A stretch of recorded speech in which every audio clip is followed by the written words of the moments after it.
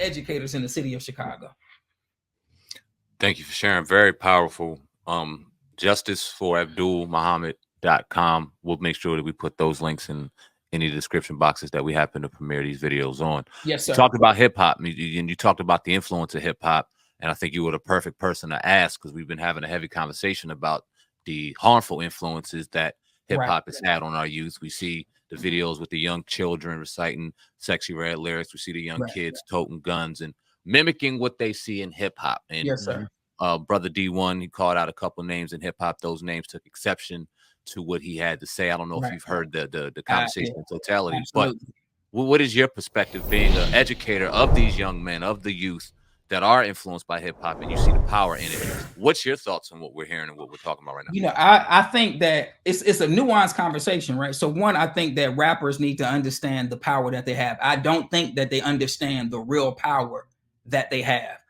Brothers, I'm in the schools, and these brothers and sisters, they can recite lyrics from songs forwards, backwards, catch it in the middle. It's like that's what they live by, right? Yeah. And the rappers do not understand the power that they have over the minds of young people. I think sometimes we make the mistake of wanting these rappers to be perfect, right? And they're not perfect, right? If like most 20-year-olds, like if you give a 20-year-old a record deal, what is he gonna rap about? Most, right? Yeah. I mean, it's just what it is. The thing that happened is because we've always had that element in hip hop, right?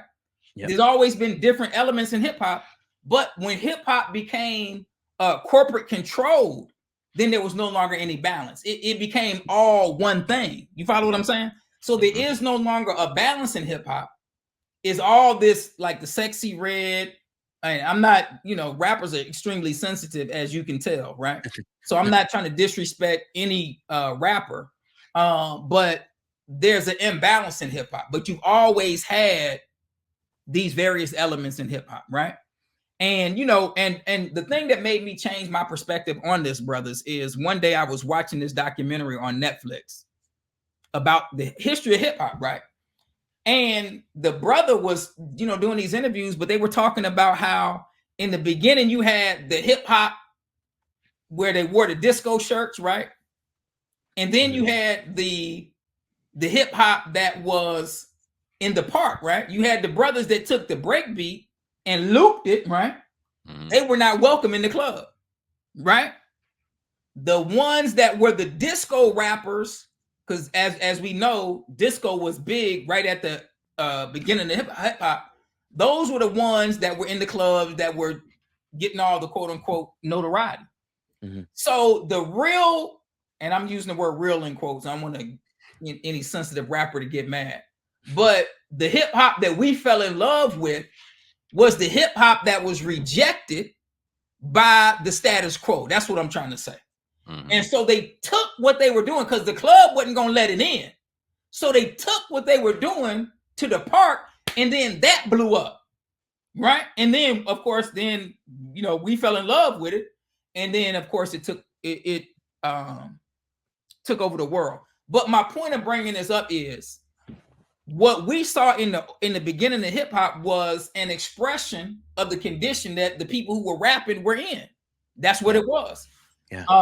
And that's the same thing. So when you look at a Chief Keef, or you look at a Lil Durk, it's the same thing. At a certain point, we hope that these rappers mature, but sometimes I think we're expecting too much from these young brothers. And it's not to say they don't have any responsibility.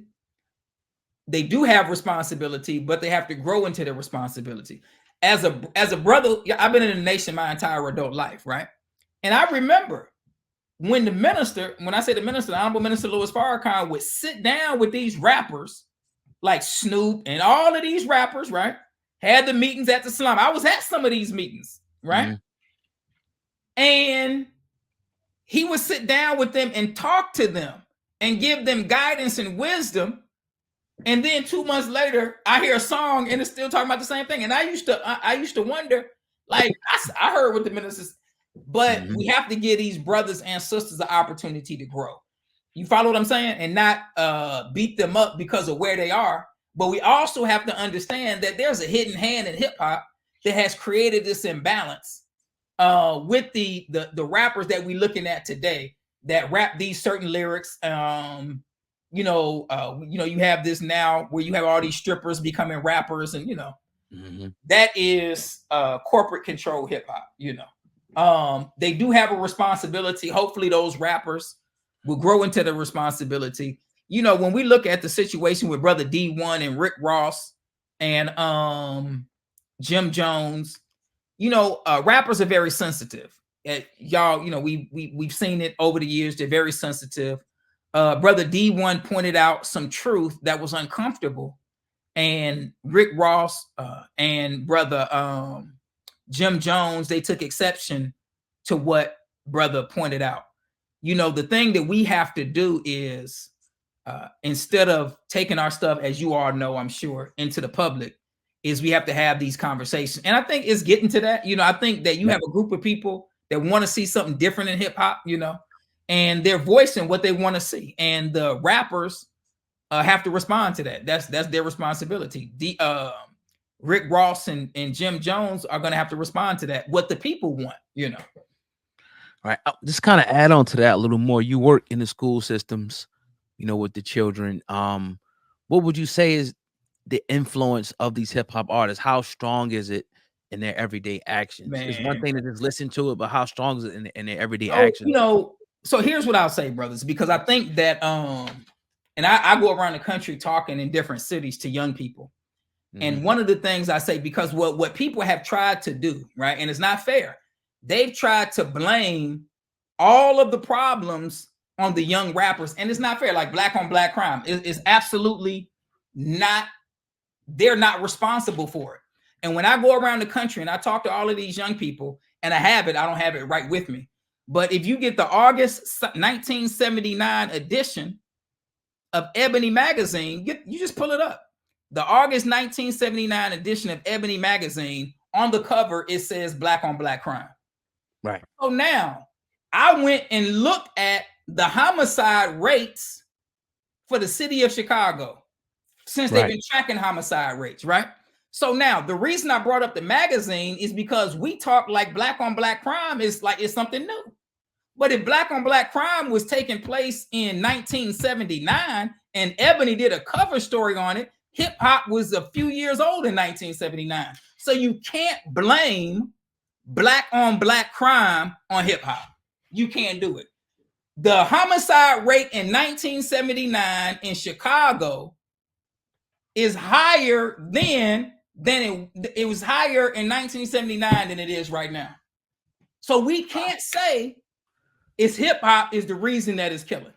We can't say that, because then what was the reason in 1979 and the homicide rate was greater? You follow what I'm saying? Yes, sir. So if you look in Chicago at the homicide rates in Chicago, right? The highest homicide rate in Chicago since they've been tracking homicide rates was 1974. 1974, there were 979 homicides. Hip hop, as we know it, was not even in existence in 1974, right? People say, well, it's violent video games. Well, we played an Atari 2600, right? And, back then it was like, doo, doo, doo. That's tennis, right? So now there's another reason why the homicide rates, which gets to the root of the problem, and the root of the problem that we have to address is black self-hatred. So the next highest homicide rate in the city of Chicago was 1994. That's the golden age of hip hop. 1994, after 1974, the next highest in the city of Chicago was 1994, the golden age of hip hop. But now, if you track the homicide rates from 95 to today, and I'm talking about Chicago, the homicide rates went down every year. And then maybe around 2016, they started to go back up. Now, that's just actual facts. So now what happened in 1995 that caused the homicide rates, not just in Chicago, if you track homicide rates for black people across America, from 1995 to today, they've gone down. Violent crime from 1995 to today has gone down in the Black community. And the thing that happened in 1995 was the Million Man March. The Million Man March, 2 million Black men showed up in Washington, D.C., and those 2 million Black men made a promise that they would go back to their communities and improve their communities, and those Black men kept their promise. And every year, from 1995 to today, the homicide rates and violent crime across the board has gone down. So, and that's just, brothers, that's just facts. So even like, if you ask me, do we need to change the music? Absolutely. Do we need to make better music? All of that.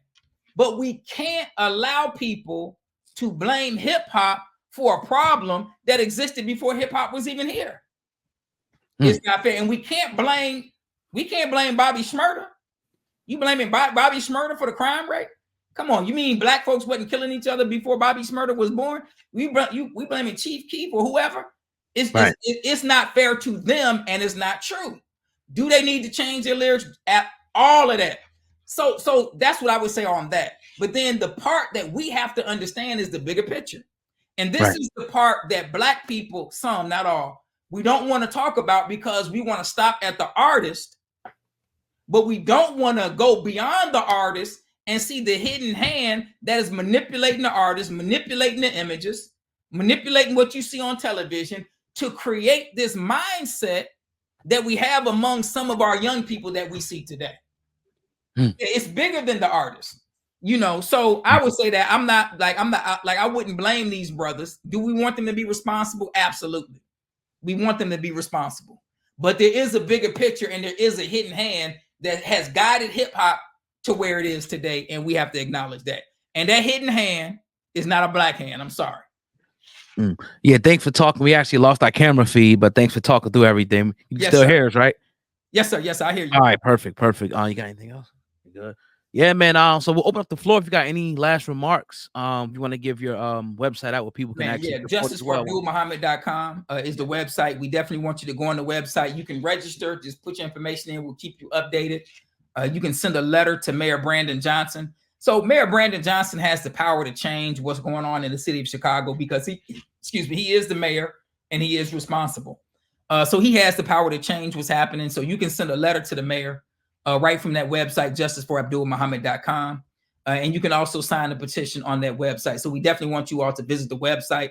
And I'll just end with this. I know everybody in the Black community was celebrating when in Alabama, we saw the brother that was on the dock and he got attacked by like 3 or 4 white people. And then he threw his hat up in the air. And when he threw his hat up in the air, Black people came from everywhere. And we fought as a community to defend our brother and defend ourselves. And Black people all over the country, all over the world celebrated that. Right. And that fight was based on him being disrespected by those white people. Now, this fight is greater because what we're fighting for is the minds of Black children. We're fighting to shut down the school to prison pipeline that Chicago Public Schools wants to keep open by removing the best educators in the city of Chicago. So we want, just like the Black people joined that fight, we want y'all to join this fight. We're throwing the hat up in the air, and we want y'all to join the fight against the corruption of Chicago Public Schools, removing the best Black educators in the city so that our children in Chicago won't have a future. And then those same officials will be on the news talking about how these children don't know how to act. You got people that can reform their behavior. We've done it for the last 25 years in the city of Chicago. Definitely appreciate your truth. Definitely appreciate what you're doing for the city of Chicago and beyond. Yes, Brother sir. Abdul Muhammad on Hip Hop Uncensored podcast. Justiceforabdulmuhammad.com is the website. You'll see that pasted in each link, or each video, I should say, each video description box. You'll see that posted. So please go support. Petition is free. Don't cost anything. Costs a little time. And if you care about our kids, you care about our youth, I implore you to do so. We appreciate your time, brother. Man, I appreciate you, brother. Y'all keep up the great work. Keep up the great work. We're gonna keep fighting in Chicago. Indeed, man. Reach out anytime. Thank you very much. Yes, sir. Thank you, brother. Good luck. Thank you.